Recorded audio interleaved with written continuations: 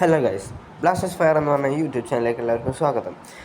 നമ്മളിന്ന് നോക്കാൻ പോകുന്നത് 2 അപ്ഡേറ്റുകളാണ്. അതിലൊന്ന് മാച്ചിൻ്റെ അപ്ഡേറ്റ് ആണ്, മറ്റൊന്ന് വേറൊരു അപ്ഡേറ്റ്, നാഷണൽ ടീമുമായി ബന്ധപ്പെട്ടൊരു അപ്ഡേറ്റ് ആണ്.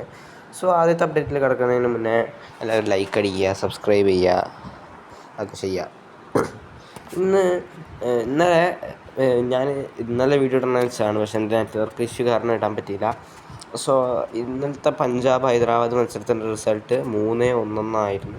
പഞ്ചാബ് 3, ഹൈദരാബാദ് 1. ആദ്യം തന്നെ പഞ്ചാബ് ഹൈദരാബാദിൻ്റെ ക്യാപ്റ്റനായ അലക്സജിയുടെ ചെസ്റ്റിലൊന്ന് തട്ടി. ഞാൻ കളി കണ്ടതാണ്. അപ്പോൾ അതുകൊണ്ട് എങ്ങനെ വീണെന്നാണ് എനിക്ക് മനസ്സിലാകാത്തത്. കാരണം അത് അലക്സജിൻ്റെ മേലെ തട്ടിയിട്ട് പോലും അത് എങ്ങനെയാണ് കയറിയതെന്ന് മനസ്സിലായില്ല. എന്തായാലും പിന്നെ വന്നത് ഒരു ഓൺ ഗോളായിരുന്നു. അതിലൂടെ പഞ്ചാബ് ലീഡിലെത്തി. പിന്നെ ലൂക്ക മായൻ 56-ാം മിനിറ്റിൽ പഞ്ചാബിനായി വീണ്ടും ഗോളടിച്ചു. പിന്നെ സിംഗാമായും 86-ാം മിനിറ്റിലും ഗോളടിച്ചു. രാമൽ ചുങ്ക 90+4-ാം മിനിറ്റിലും ഗോളടിച്ചിട്ടുണ്ടായിരുന്നു. സോ ടോട്ടലി ഈ മത്സരത്തെ പറ്റി എടുത്തു പറയുമ്പം നമ്മുടെ ഹൈദരാബാദിൻ്റെ ഫൈറ്റിംഗ് സ്പിരിറ്റ്, അതായത് കഴിഞ്ഞ മാച്ചിലൊക്കെ കാണിച്ച പോലെ ഒരു ഓവർ ഫൈറ്റിംഗ് സ്പിരിറ്റ് ഒന്നും കണ്ടിട്ടില്ല. പക്ഷേ അത്യാവശ്യം നന്നായി കളിച്ചു എന്നതാണ്. അവരുടെ ഇന്ത്യൻ സ്ക്വാഡ് ഭയങ്കര മികച്ചതാണ്. സോ അവർക്ക് നല്ലൊരു ഫോറിനേഴ്സിനും കൂടി കിട്ടിക്കഴിഞ്ഞാൽ ഹൈദരാബാദ് അടുത്ത സീസൺ പൊളിക്കാൻ സാധ്യതയുണ്ട്. പിന്നെ പഞ്ചാബിൻ്റെ കോച്ചിനെ തീർച്ചയായും അപ്രിഷ്യേറ്റ് ചെയ്യേണ്ടി വരും. കാരണം പഞ്ചാബ് കോച്ച് അത്രയും ബെറ്ററാണ്. പിന്നെ നമ്മുടെ സുഹൈൽ നമ്മുടെ അഭിമാനമാണെന്ന് തന്നെ പറയേണ്ടി വരും. സുഹൈൽ മലയാളി അടിപൊളി കളിച്ചിട്ടുണ്ടായിരുന്നു.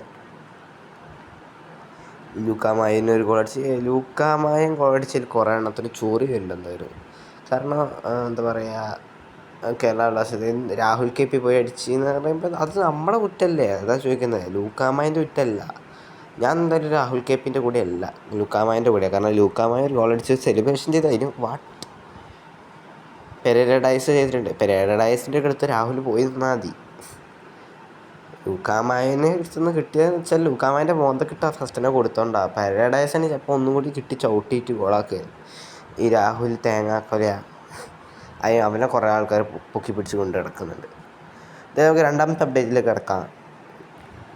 അപ്പോൾ മാർക്കസിൻ്റെയൊക്കെ ട്വീറ്റ് പുറത്ത് വന്നിട്ട് എന്തായാലും സുനിൽ ഛേത്രി എന്തായാലും ഒഫീഷ്യലായി തന്നെ ഇന്ത്യൻ നാഷണൽ ടീമിലേക്ക് മടങ്ങിയെത്തുന്നു.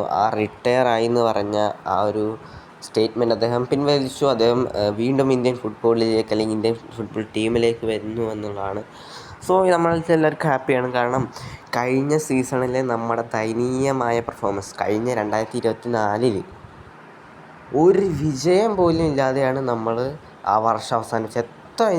അവർ ഈ പറയുന്ന മൻവീർ സിംഗ് ഒക്കെ ഒരിക്കലും നമ്മുടെ ഈ പറയുന്ന സുനിൽ ഛേത്രിക്കൊന്നും പകരക്കാരനാവില്ല.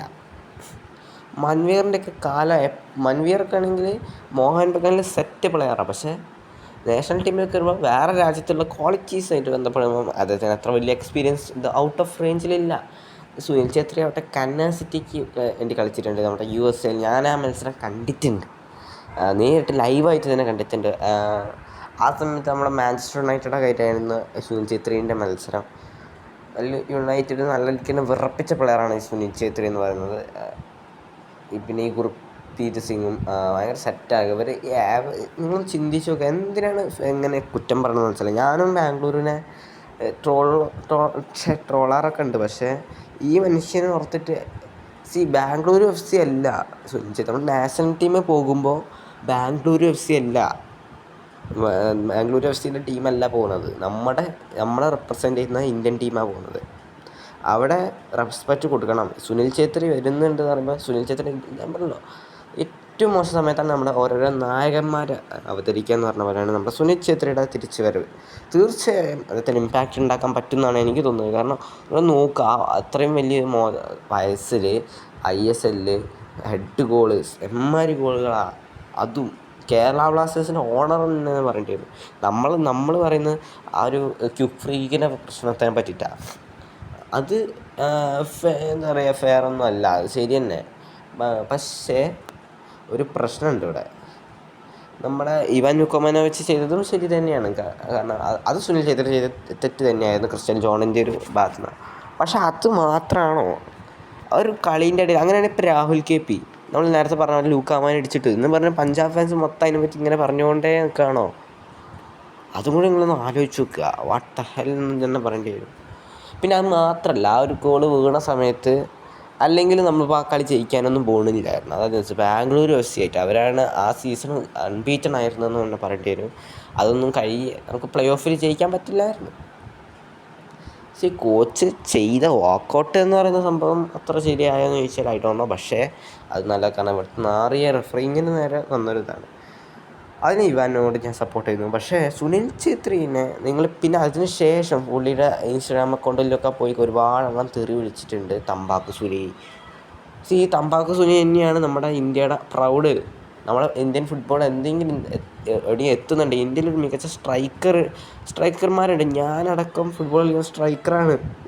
പക്ഷേ ഈ സുനിൽ ഛേത്രി എന്ന് പറയുന്ന മനുഷ്യൻ്റെ അത്രയൊന്നും നമുക്ക് എത്താൻ കഴിയില്ല. കാരണം അദ്ദേഹം ഇവിടെ ഉണ്ടാക്കി വെച്ചൊരു ബെഞ്ച് മാർക്ക് അത് വേറെ തന്നെയാണ്. സോ സുനിൽ ഛേത്രി എല്ലാവരും റെസ്പെക്റ്റ് ചെയ്യണം. കാരണം അയാളാണ് ഈ ഒരു ഇന്ത്യൻ നാഷണൽ ടീമിനെ പുതുക്കി പണിയതെന്ന് തന്നെ പറയേണ്ടി വരും. കാരണം അതിന് മുന്നേ നമ്മുടെ നാഷണൽ ടീമിൽ ഭയങ്കര മികച്ച താരങ്ങളൊക്കെ ഉണ്ടായിരുന്നു. പേരൊന്നും ഞാൻ ഓർക്കുന്നില്ല. മികച്ച താരങ്ങൾ, മികച്ച നാഷണൽ ടീമായിരുന്നു. പക്ഷെ അന്നത്തെ ഫുട്ബോളിൻ്റെ ക്വാളിറ്റി എന്ന് നമുക്ക് എല്ലാവർക്കും അറിയാം. നമ്മുടെ ഇപ്പോഴത്തെ ടീമിൻ്റെ അവസ്ഥയൊന്നും നിങ്ങൾ ആലോചിച്ച് നോക്കുക. ഇവിടെ എന്തായാലും സുനിൽ ഛേത്രിയുടെ ആവശ്യം നമുക്കുണ്ട്. അപ്പോൾ ശരി, നമുക്ക് നെക്സ്റ്റ് വീഡിയോ കാണാം.